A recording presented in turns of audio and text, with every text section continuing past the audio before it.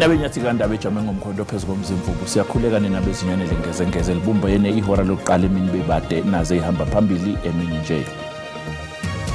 Isimo sami sendlu yami siwami imanzi kudaka.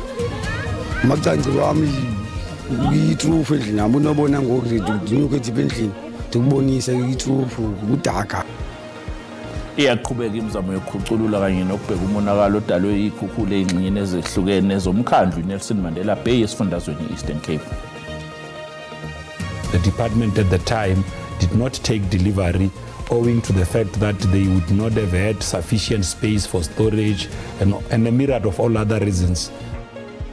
Lo abekhulumela iANC uPulemabi useyiphikile insolo zokukhwabanisa nokwebe imayilana nethende yabiza igidi engama-27 zamarandi nokwabe kuyithenda leyimoto eyithwala imfucuza.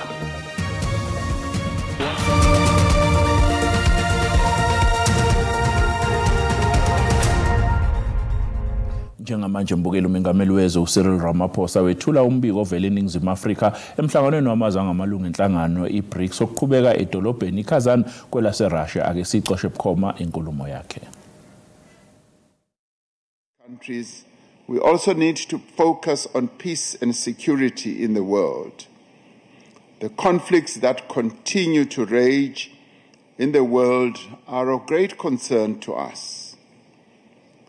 The continuing conflict in Gaza, the Middle East, resulting in the death of so many Palestinians, is a matter of great concern. We must continue to insist that there should be a ceasefire with immediate effect and that there should also be recognition for the self-determination of the Palestinians. We have achieved progress on a number of areas, and this level of progress that we have achieved must encourage us and inspire us to do more. And it must also make BRICS to become an even more effective instrument for global peace and for global progress at all levels, economic and otherwise. I thank you. Спасибо большое, уважаемый господин президент. Sekuphinde kwadutshulwa abantu abahlanu eEastern Cape izolo ebusuku kanti amaphoyisa aseGqaberha phenya icala lokubulala ngemva kokutholakala kwezidumbu zabalisa abahlanu inamanxeba amaningi okudutshulwa emjondolo yaseChris Hani eNew Brighton. Kusenjalo amaphoyisa anxusa noma ubani ongaba nolwazi olungaholela ekutheni kuboshwe abasolwa ukuba axhumane nawo.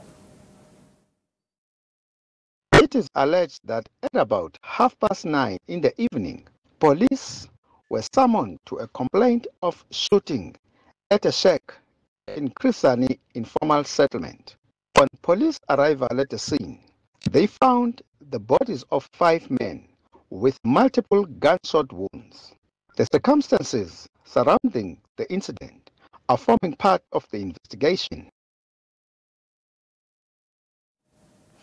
Ishiya umonakalo imvula enamandla saselekariha esifundazweni Eastern Cape nokuyilapho kucekeleke khona phansi izindlu kwaguguleka imigwaqo nokholela ekutheni ivalwe imigwaqo ingasebenzi okwesikhashana. Izakhamuzi zaseMotherwell namanje isazama ukubuyisela isimo kwesejwayelekile ize zithi ukwenza lokhu kulukhunisatshe.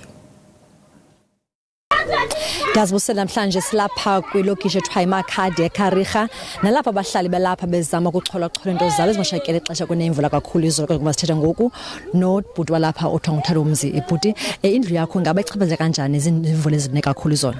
Isimo sami sendlu yami siwami imanzi kudaka. Macanci wami uyitrufu endlini nami unobona ngoku ndinyuke ethi endlini ndikubonise itrufu kudaka. Ndingayazi ba intoni ndisokola ndingaphangeli. Wena bhuti wami isicelo sakho simabhala sithini? Ngikini akhona imibane apha ke sokola ucimicimi ngoku siswami. Akhona imibane ngoku ujonga indlela siphila ngayo ngoku apha kunjani apha. Kucimicimi ngoku sinamanzi kumanzi ahlala cime nesokha ezinye itepu sihambe sinamanzi.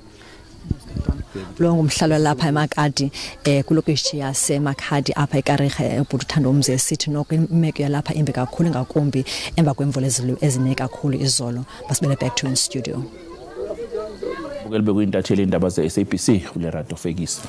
Umphakathi ohlala eMjondolo iHlewude eNingizimu yeTheku usunxuse uhulumeni ukuthi ubasuse kule ndawo bahlinzeke ngendawo ephephile. Imjondolo eminingi igcwele amathantala amanzi ngenxa yokuhlasela kwemvula enamandla eqale ngesonto ingaphezulu kwekhulu Imjondolo ekhahlamezekile endaweni. Imvula enamandla ehlasele izingxenye ezahlukene eThekwini ngesonto kusihlwa ikhahlameze imiphakathi eminingi ikakhulukazi labo abakhe eduzane kosebe lomfula. Enye izindawo ezikhahlamezeke kakhulu iseHlewude nokuyilapho imiphakathi siqalile ukuzama ukukhuculula ezindlini nokho kusalindeleke ukuthi iqhubeke nokuyidliva. Ilungu lekomiti lomphakathi uManana Msimang onosana usulahlekelwe yikho konke abenakho nokudla. Uthi uhulumeni wayethembise ukubasusa kule ndawo ngemuva kwezikhukhula ezadlula nenqaba yemphefumulo yabantu ngonyaka ka-2022. Bekunzima kakhulu ngoba njengoba kukhona umntwana kufanele ingane ihleli siphezulu ugesi uyahamba makunethi imvula nje kuningi asibi nayo into yokukhanda ingcenci ukuthi ingane izokhona ukuncela asipheki. Usolakhe Flathela olimele ohamba nangezinduku uthi kubuye isithombe somonakalo owadalwa ezikhukhula zangoMeyi wonyaka ka-2022. Kade ndilapha endlini ngesikhathi kunetha ngesikhathi kunetha anetha imvula bengibona ukuthi amanzi angena lapha endlini manje ukuthi angikwazi ukuphakama ke manje. Omunye okhahlanyezwe ilezi khukhula ufikile Ncwane oneminyaka engama-65 uthi sebeyazi ukuthi uma imvula ina bazokhahlamezeka. Ukuba uhulumeni wethu osiphethe usebenza kahle sibadala ngaba sihlale eMjondolo but uhulumeni wethu urong okay akasiphethe kahle. uMasipala uthi izinhlaka ezibhekele izimo eziphuthumayo zizoqhubeka nokuqapha isimo zilekelele nemiphakathi ethikamezekile njengoba kusalindeleke enye imvula. Ezindabeni ze-SABC ngingufanele Mhlongo eThekwini. Opulemabi obelungu lesigungu esiphezulu se-ANC umile kwele ukuthi umsulu akulandela ukwetheswa amacala okukhwabanisa ahlobene nethenda lemfucuza eliwundaba mlonyeni elahlinzekwa inkampani yakhe Enviromobile. Le inkampani yayijutshwe ukuthi ilethe imoto enamasonda amathathu engama200 komasipala ezadla imali elinganiselwe igidini engama200 zamarandi kepha lokhu akuzange kwenzeke. Inkampani Enviromobi ithi kwaba izikhawu eziningana ithinta umnyango wezolimo nokuthuthukiswa kwezindawo zasemakhaya eGauteng iwunxusa ukuthi ulande izimoto. Kepha umnyango wehluleka ukulanda izimoto ezingama200 nakuba sezithengiwe ngemali eyizigidi ezingama27 zamarandi. There's been numerous times where Enviromobi would have reached out to the department to take delivery of the vehicles. The department at the time did not take delivery owing to the fact that they would not have had sufficient space for storage and a myriad of all other reasons that they would have raised. Lokhu kwaholela ekutheni inhloko yomnyango igunyaze ukuthi kukhokhelwe Enviromobi enye imali eyizigidi eziyisithupha zamarandi nokwabe kuyimali yendawo yokugcina izimoto. Enviromobi did not keep the cars at its yard by force. Enviromobi made the department aware that your cars are here.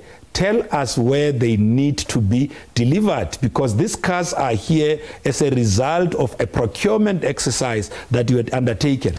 Ngokombiko we-SIU inkampani kankosikazi kaMabi Invest Trading nayo yahlomula ngemali engu4.5 wezigidi zamarandi. Kepha-ke uMabi akathandanga ukwenaba ngalolu daba ngelithi lusezithebeni zenkantolo. Sheki, my wife, who owns Invest, basically provided a number of services. Like what? Remember that those things will be detailed in court when they are ventilated. She has got invoices on all those services. Njengoba nje abakwazidlodlo besanda kuthola ibhamu kuswakala ukuthi ziyathinteke kubulaweni kwabantu abayi18 esifundazweni Eastern Cape. Ongqongqoshe wamaphoyisa uSenzo Mchunu uthi kusenziwa uphenyo ngazo lezi bhamu. Umaphoyisa uSenzo Mchunu uthi bajabule kakhulu njengoba kutholwe ibhamu okusolakala ukuthi ziyathinteka ekudluleni kwabantu abayi-18 esifundazweni Eastern Cape. Ngokukanqongqoshe wabakwaZidlodlo kusenziwa ucwaningo ngalezi ibhamu. Sijabule kabi masithola lezi ibhamu, sithola nangendlela ebeyibekwe ngayo, nangendlela amaphoyisa athole ngayo information ukuthi kunezibhamu lapha. So kusinikeza into enkulu, kodwa sesitheke akwenziwe lonke ucubungulo ama-ballistics nayo yonke into ukuthi seyigezenzani lezi ibhamu. Kusenjalo uMchunu uphinde waqinisekisa ukuthi babanjiwe abasole bebezama ukuphanga isitolo esithengisa ubucwebe enxonxatheleni yetolo eClearwater eGoli izolo. Ukhona ababhemi lapha abawu-8 abayibagasela enye imall lapha eJohannesburg eRoodeport bazama ukuhlasela isitolo sobucwebecwebe. Uzubona ukuthi igebengu la eSouth Africa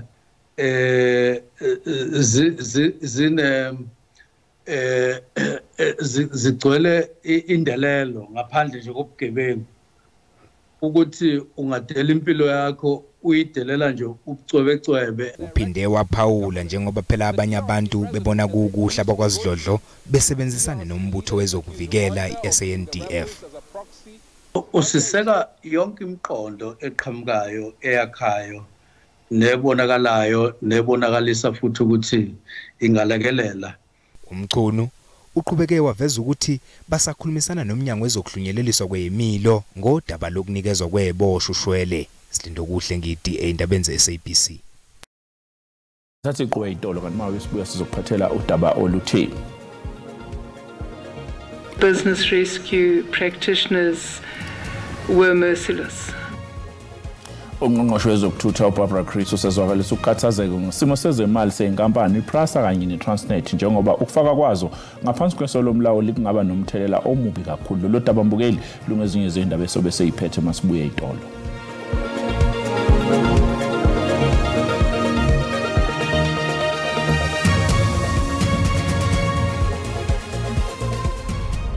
Asikubingela sikwamukele mbukeli uma usanda kungena udabeni oluphambili besibike ukuthi iyaqhubeka imizamo yokukhuculula kanye nokubheka umonakalo odalwe yikhukhula ezingxenyeni ezehlukene zomkhandlu udolobha eNelson Mandela Bay esifundazweni Eastern Cape. Bukela sikhumbuzeke ukuthi lezi ndaba ikhona ku YouTube na ku SABC Plus wena kumele ukwenze ngena kuzo uyicinga amagama athi SABC izindaba na kanjani lezi ndaba ezifundwa bukhoma uzoyithola njengoba zinjalo. Ungqongqoshe wemfundo eyisekelo uSiviwe Gwahube uthi kuncane ukuphazamiseka kube khona ekuqaleni kwezivivinyo zokuphela konyaka zabafundi bakaMatikletsheni. Abafundi abangama400 abakwazanga ukubhala iphepha le-computer science eGqeberha e-Eastern Cape ngenxa yesiphepho esinamandla. Ungqongqoshe uGwahube uthi nakuba zihamba kahle izivivinyo zikaMatikletsheni kepha kube nokuphazamiseka okuncane kulandela ukulimala kwezintambo zogesi nokuwa kwamabloho eGqeberha esifundazweni i-Eastern Cape. I have been informed that in Gqeberha, learners who are due to write computer science today have experienced challenges. This is due to a storm that ravaged the area, resulting in damage to power lines and collapsing bridges. This ultimately affected approximately 400 learners. Bangaphezulu kwezinkulungwane ezingama-880 abafundi ababhala izivivinyo zokuphela konyaka zikaMatikletsheni. To ensure the integrity of the exams, we've deployed 70 part-time monitors to oversee high-risk examination centers. We have also implemented strict security protocols to safeguard against potential misconduct or malpractice by learners or our teachers. Uphinde wexwayisa ngabantu abasabalalisa izindaba ezingamampunge ngokuputshuka kwamaphepha. Papers and memos have not been leaked. The public needs to exercise caution and be vigilant when accessing information shared by unofficial accounts on social media. Amalungu ePhalamende avela kuwo wonke amaqembu ezombusazwe afisele iklasi leka 2024 ukubhala okuhle. Ungqongqoshe wezasekhaya uDokotela uLeon Schreiber uthi sekusemome ukuthi umnyango wezasekhaya usebenzisa ubuchwepheshe besimanje ukuhlinzeka ngosizo ebantwini. Phela izinsuku ezingaphezulu kwekhulu kwakhiwa uhulumeni wobumbano eGNU, ungqongqoshe zasekhaya uDokotela uLeanne Schreiber engena ehhovisi lakhe wathembisa ukuzibophezela ekuphindeni kabili isibalo sokuhlola kwezindawo zokudlela, amapulazi kanye nasezimayini. Ngesikhathi ethula inkulumo eParliament uthe kumqoka ukuthi aguqule indlela yokusebenza kulomnyango ngokusebenzisa uhlelo olu-digital. Case of these Libyan nationals who came into South Africa on handwritten paper documents, visas.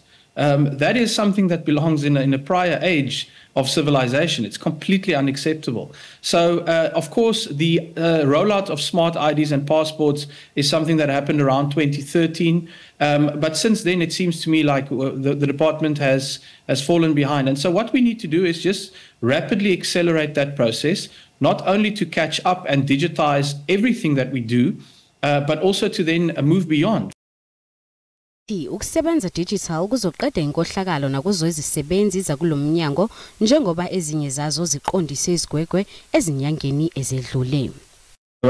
The officials had been disciplined over these past 3 months. That included 2 prosecutions. It included a number of officials who had been taken various disciplinary steps, including dismissal. And of course, we continue to work closely with the Special Investigating Unit to make sure that we implement the recommendations from the Lubisi report. We saw the imprisonment of one official for 12 years recently, another one for 5 years. And so this train continues to really chug along. Phinde wagcizelela ukuthi amakhompyutha azosetshenziswa kulolu hlelo lobuchwepheshe besimanje azoveza yonke imininingwane yabaphula imithetho olawula ukungena nokuphuma kwabantu bokufika kuleli. Ungqongqoshe wezokuthutha kuleli Barbara Chris usezwakalisa ukukhathazeka ngesimo sezemali seyinkampani iPrasa kanye noTransnet njengoba ukufakwa kwazo ngaphansi kweso lomlawuli kungaba nomthelela omubi kakhulu. Kwakunye nabaphatha baphezulu beagente eziphansi kwakhe bachazele ikomiti ejongene nemali zabahafi iScopa ngezimali zalamaqumrhu. Business rescue practitioners were merciless. And I suppose that what we all want to avoid is a state-owned entity ever having to go into business rescue again. Because the consequences for the future of that entity are significant. The consequences for the individuals who work there are extremely dire. Kusenjalo SAA uthi ubekele bucala izicwangciso zakhe kulandela ukuphasalaka kwesivumelwano notakatho ebesiza kubona kungena imali engangebhillion ezintathu zerandi. We are engaging with banks on not to get a loan at this point, but a loan facility as a kind of a buffer. Because while it is debt-free, as you said in your opening, the cash reserves are low and it makes us quite vulnerable should there be any shock. uTransnet uthi imali ayidingayo ingaphansi nge-1.18 yebillion zerandi. Tingilulama Matya wendaba ze-SABC eParliament eKapa. Usilaxazile isicelo sebhayili uMondli Khoza obhekene namacala okugwaza bulala amalungu omndeni wakhe eBethani KwaZulu-Natal. Intatheli yendaba ze-SABC uNonhlakanipho Magwaza ubesenkantolo wasiqoqela lo mbiko. Uvelile wafushana umsolwa uMondli Khoza enkantolo yaseBergville ebhekene namacala akhe amahlanu okubulala amabili okuzama ukubulala. Sekhumbula ukuthi amasontweni amabili edlule uMondli wangena endlini ekhaya kubo wagwaza amalungu amahlanu omndeni wakhe kwathi amabili agwaza kodwa bakwazi ukuphunyuka bahamba bangeniswa esibhedlela. Usilaxazileke isicelo sakhe sebhayili namhlanje kodwa ke sizozwa kumalume wakhe obekhona enkantolo namanye amalungu omndeni ukuthi njengoba ethe akasayicela ibhayili njengomndeni nizizwa kanjani ngalokho. Msakazi sibonge ukuthola ithuba njengomndeni sifisa ukusho ukuthi senamile ngokuthi number 1 isicelo sebhayili usilaxazile ngenxa yezathu zakhe kodwa ke okubalekile kithina ukuthi usazoqhubeka abese aboshwe kuze kufike lapho ukuthi khona uyashushisa ngecala lakhe. Thina njengomndeni nje sifisa ukusho ukuthi senamile ngokuthi alilaxaze isicelo sebail.